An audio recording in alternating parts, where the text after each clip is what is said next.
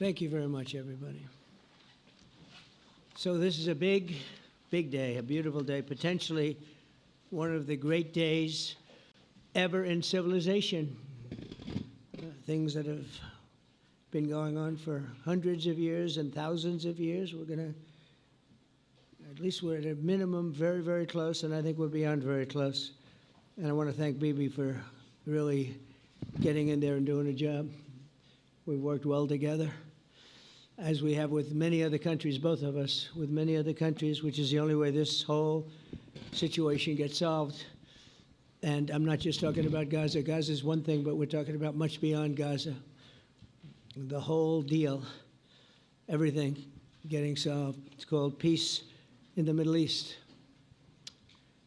So today is a historic day for peace, and Prime Minister Netanyahu and I have just concluded an important meeting on many vital issues, including Iran, trade, the expansion of the Abraham Accords, and most importantly, we discussed how to end the war in Gaza, but it's just a part of the bigger picture, which is peace in the Middle East, and let's call it eternal peace in the Middle East.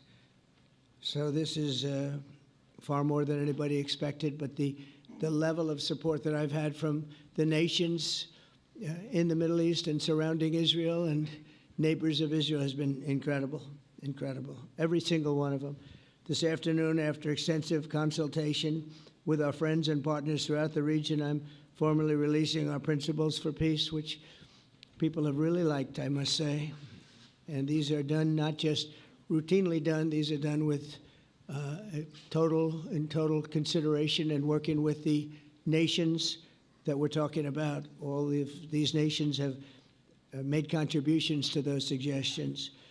I want to thank the leaders of many Arab and Muslim nations for their tremendous support in developing the proposal, along with many of our allies in Europe. Europe has been very much involved, and as I was called by many of the European leaders, most of them saying, is this true?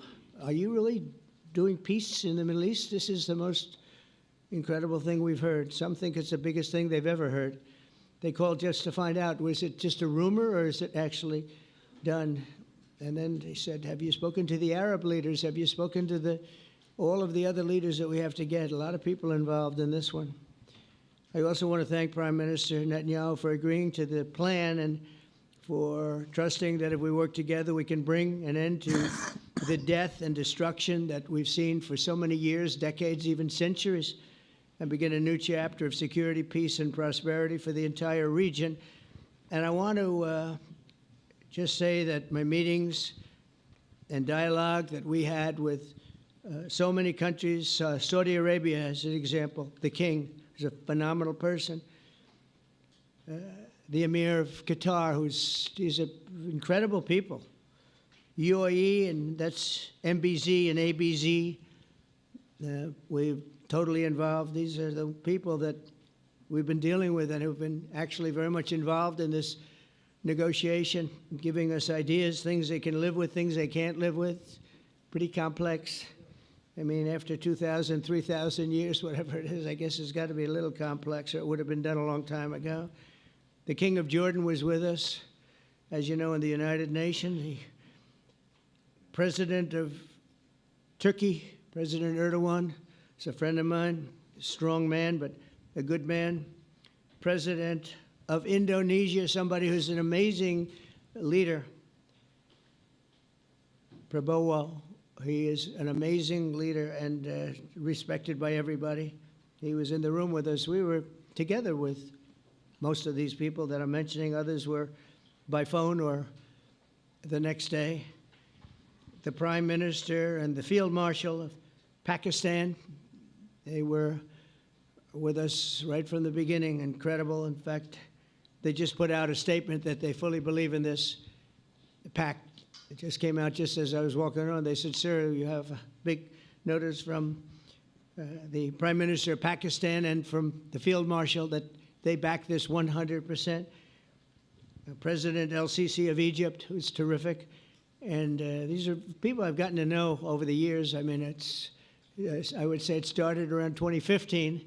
and then went into 2016 when the presidency officially began. But I've known him actually for a long time, and there are many cases really great men. I can't say in all cases, but I will tell you, in many cases, they're great men, and some great women too. They tend to be mostly men, however, I will say that. But if accepted by Hamas, this proposal calls for the release of all remaining hostages immediately, but in no case more than 72 hours.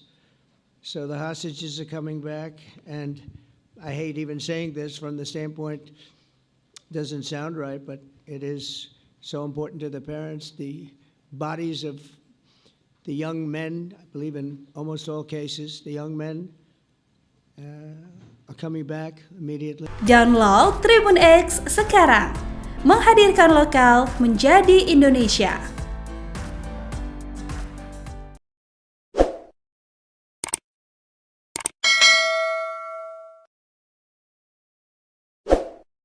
Jangan lupa subscribe ya.